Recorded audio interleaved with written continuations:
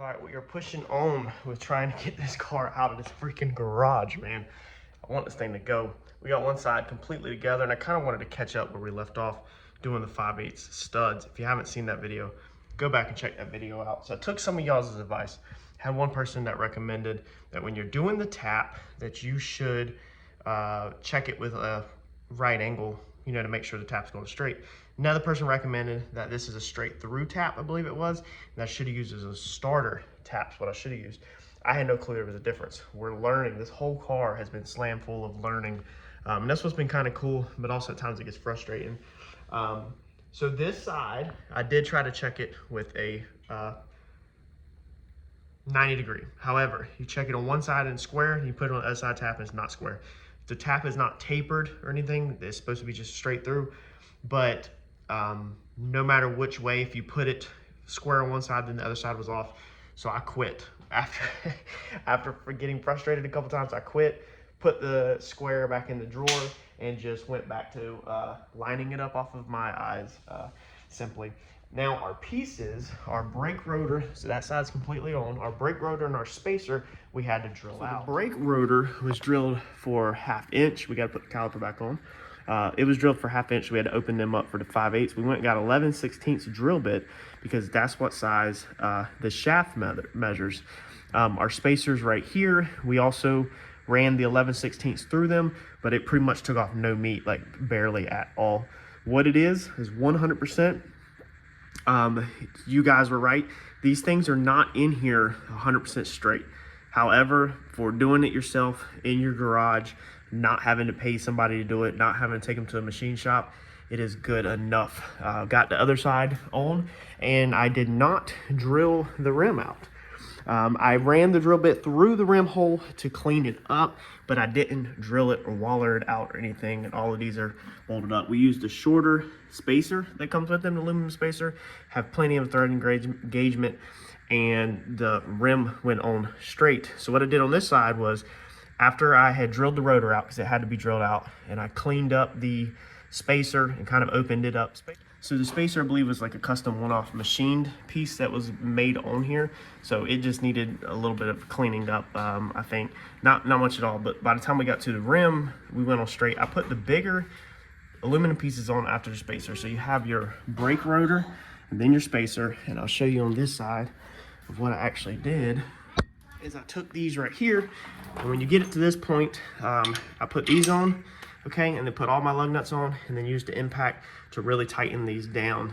My theory is that pulls that stud straight somewhat, and it helps.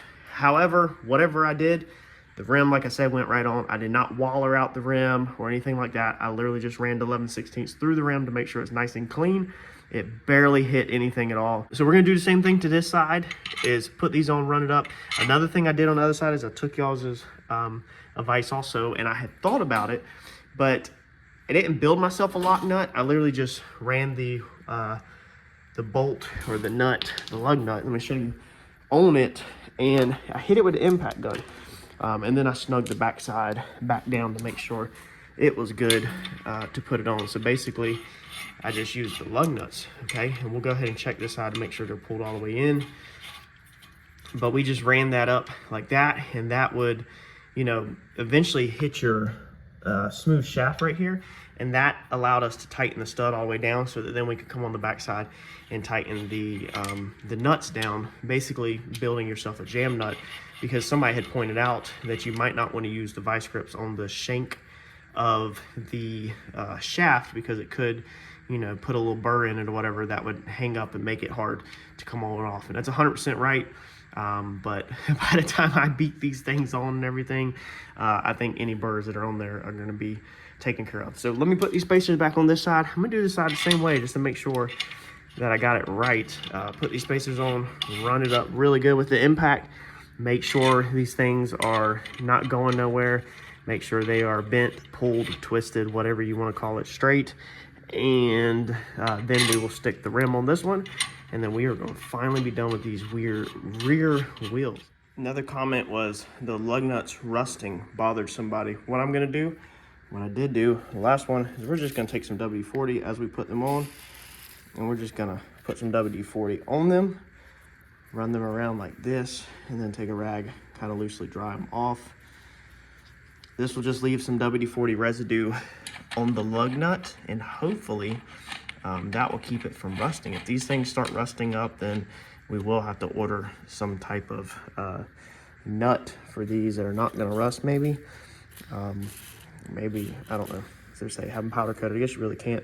I don't know. What's the options for these, y'all? If these things start to rust where they bother me, what is my options? What are y'all using that don't rust? I guess you're buying the expensive lug nuts. I know they have, like, what is it, D's nuts or whatever they're called. The lug nuts that are splined. All right, so now we got the rear squared away. We gotta get back to the front. When I redid the front of this, I had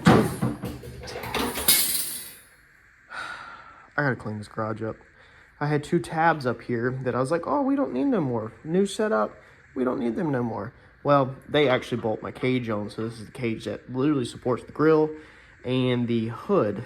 This is the solution we come up with when we blew the original hood off this car at 121 miles per hour at Fayetteville, if you've seen that video.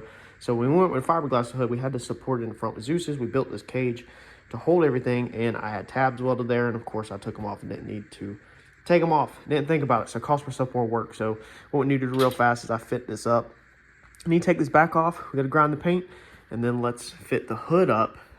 All right, so we went ahead. We got the diaper put back on this thing. So just a lot of just boring stuff, man. Just trying to get this thing wrapped up. We've got the cage all painted, all the where we welded, got everything put back together. Got the bumper put back on the car for the first time in what feels like 6 months. Now we're gonna set the grill back on the car. The grill's pretty easy. It actually uses the factory rubbers, dude. These things are from '74, as you can tell. And they're incorporated to just slip right down in there, and then it hits them screws right here in the center. And then there's just a couple of bolts that are in the top. So let me get this thing slipped into place. All right, so we got fuel, and oh yeah, we need to put the kick panels back in too. Dude, look at the cobwebs in here. I don't think this thing will fire off. Being, if you recall, we had all the fuel lines unhooked. However, we'll give it a go, because I'd rather give it a go than try to prime it if we can get it to fire. I just don't think it will. See, there's in park. All right, let's see if we build fuel pressure.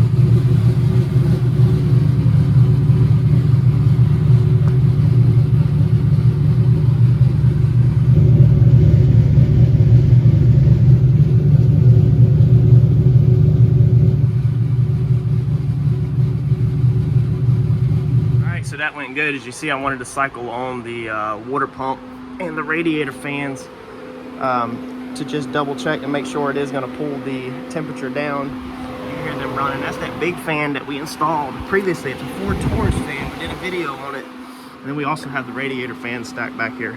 But that went pretty good. No priming required at all. This fuel system has always been amazing. John's even kind of blown away that I don't have to prime mine at all. Because if you recall, if you followed this car, the fuel cell is so high that it gravity falls. So this is not a cable-driven fuel pump. A lot of people said that this setup won't work. We'll see what it works when we start racing, if the fuel sloshes back and then we lose fuel pressure. But I don't think we're gonna have that issue, honestly, because it has a sump and then it has all that line.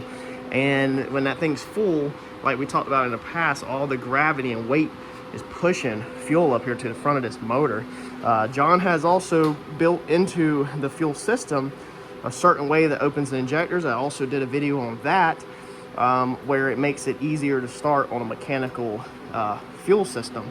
Let's cut this radiator fan off, and radiator just wanted to, water pump, wanted to cycle the water through the motor for a few. I guess we can, yeah, well, let's turn the water pump on, make sure it's working. I can hear it running. So yes, the water pump's also working. It's running. But yeah, dude, we still got a couple things to do, but this thing's gonna be solid. All right, so car's running. One other thing we needed to do in here, we pulled the seat out to install the smart coils. However, now with the new Plymouth coming on board, I kind of want to get this thing out of here. So the smart coils, I don't think are going to be done. Today's Monday. They'd have to be done today because this car is leaving out of the garage today. But one thing I did need to go ahead and do that we knocked out was the quarter turn valve. Now when we built this center console piece, if you remember, we added this quarter turn valve right here. And what this piece is for, it's pretty nice. It's super basic, but it cuts off the air to your boost solenoids. So basically, if you don't have the quarter turn valve, then anytime your bottle's on, this thing just continuously bleeds off. If there's some other people that control them on switches. I think Randy and Donald's cars are both on switches. You have to actually turn the boost control on in order to utilize it. That way it's not just continuously bleeding off, but instead of more electrical wires, which I'm not a fan of, and more wiring, I went with the same method that actually basically like John uses. So this is the same setup that Turbo John uses in his car. And basically what we do is we turn our bottles on. Okay, so when our bottles are on like that, the system is charged now, but you don't hear anything. Car's on, the Holly's on. But as soon as we charge the boost cylinder valves, you know, now you can hear it pulsing, and then it will continue to actually bleed itself off.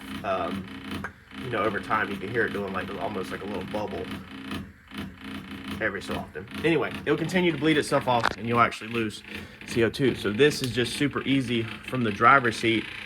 You'll hear it change. There it goes. It cut off because it don't see no CO2 pressure, so it cut off even though the bottle is still on. So from the driver's seat, we'll be able to cut this thing on, you know, before pass, and then as soon as after the pass, I'll be able to get in the habit of reaching over and cutting this thing off. And then my crew guys, John, Randy, all of them that helped me out, shout out to them. I couldn't do anything that I'm doing without them.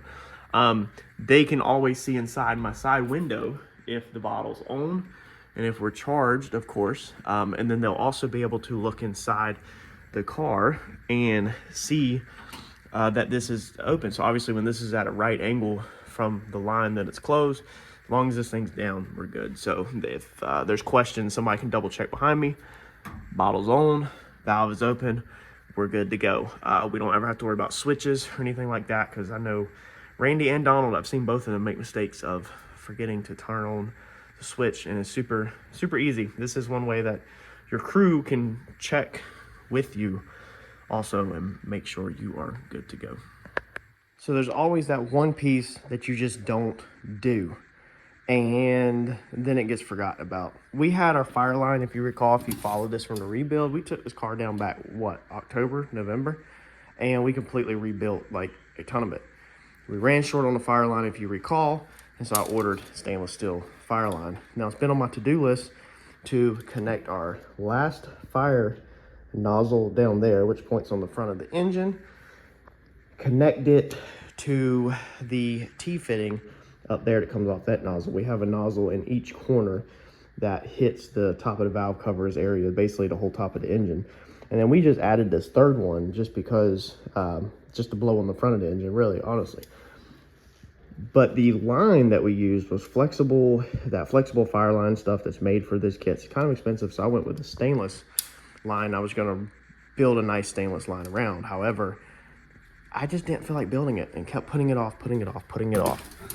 And then what happens is, as you can see, you put the car together, you're ready to send it out of here, and it never got done. So what I did for right now, maybe one day I'll finish it, is I just took one of our little pieces of scrap line, plugged it into the T so we don't have an open T, and then literally just tucked the line right here, ran the line down, put it right here so that it's basically blowing over here to the fuel filter area, straight on it. So pretty much hits it the same way, actually probably better, because now that line is kind of down all underneath the turbo and honestly just sprays straight at the harmonic balancer, whereas this one now shoots, as you can see, like that, which if you're going down the track with air, it should shoot it forward and air should blow it back all over the front of the engine. So 3 nozzles total on the engine.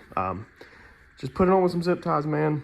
It is what it is. Like I said, I'm kind of ready to push this thing out of here. All right, so we got the trailer back there. We're gonna go grab up the race car and get it loaded up, and we're gonna get this thing to a test and tune session ASAP for y'all. John's talking about getting it to Galot as soon as we can. I don't know if it's gonna be this Thursday or an upcoming Thursday, but stick tight, because she's finally leaving the garage, finally going in the trailer, and we're finally going to see what this thing will do. Smash that like button for me, y'all, and I'll catch y'all in the next video.